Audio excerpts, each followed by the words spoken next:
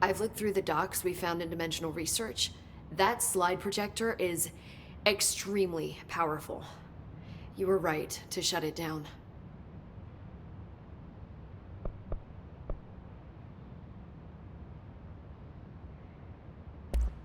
So, there was a moment after Hedron died that I couldn't feel my powers. The hiss got into my head. Just for a moment. So that explains the HRA outage. Before we knew what was happening, the hiss had us. They were in my head. I saw terrible things. I mean, I was about to go under forever when the hiss was pushed back. The HRAs had come back on. Dylan vanished afterwards, and we fought off the hiss that came after him. So if Hedron's death knocked out the HRAs, that means there must be a new local source for them to relay, which I'm guessing must be... Me.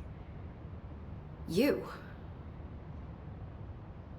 Hedron is dead, assuming that word even applies to a resonant-based life form. But whatever it awakened in you, the power you call Polaris, is still active. Or at least, that's what my instruments are telling me. I don't think we're ever gonna understand all of this.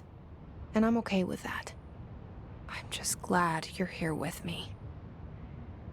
That's good to know. Thanks, Emily.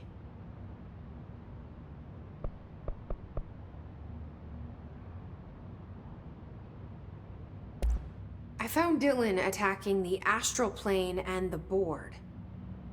What was he hoping to accomplish? Huh. Since they arrived, Hiss have been corrupting objects of power, which have an inherent link to the astral plane. Maybe their goal was to access the astral plane and the board itself. That still doesn't tell us why. His motives are a difficult thing to work out, but I have been digging through confidential files and noticed a strange gap in knowledge regarding the board. Looks like any data on them has either been deleted or was never gathered in the first place. Then maybe it's time someone looked into that. Maybe it is.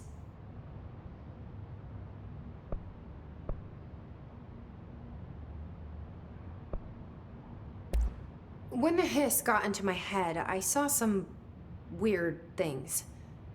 I think Darling even spoke to me. Does that make any sense to you? Well, empirically, no, but phantom voices as well as hallucinatory states are not uncommon here. And considering the forces that Dr. Darling was working with, he could have been transferred to a different plane of consciousness, physically or otherwise. And that doesn't upset you? Oh, very. And the fact that he hid those forces from me, it's infuriating. But Darling's dream was always to look beyond our reality. This time he may have taken a step too far, but as long as his consciousness can perceive his surroundings, I'm sure he's loving it. Maybe Darling was just trying to protect you from the darker side of his work. Fuck that. I'm not a child. Like, don't just assume I'm gonna consider something morally repugnant. Which it all was. Which it all was, of course.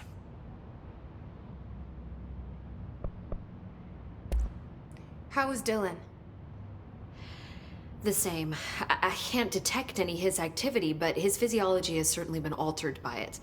And I can't tell if his brain activity is genuine or simply the aftermath of the hiss, like spasms. Dylan could wake up tomorrow for all I know. I really can't say. Then I just have to wait for him. That's fair. He waited a long time for me. Don't worry. We'll be monitoring him round the clock. If he wakes up, we'll be ready. I don't mean that in a hostile way, just... well, you know. I hear you. My brother isn't exactly popular around here. I hope one day he'll have the chance to change that. How do you feel about me taking over as director? You act like it just happened. You've been director since we first met, remember? I'm still thrilled. Nothing's changed. Not for me. But the Bureau has changed. Trench and Darling are gone. Their knowledge, anything not written down, disappeared with them. They knew the Bureau better than anyone. They're the Bureau's past, Emily. We won't operate like they did. We'll learn from their mistakes. We'll be better than they ever were. We won't ever be like them.